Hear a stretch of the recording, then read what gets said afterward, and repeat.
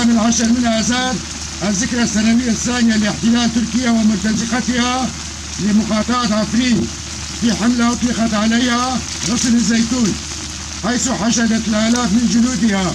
مع فصائل الإرهابية التابعين لها على مختلف مشاربهم وانتباهاتهم عبر ترسانة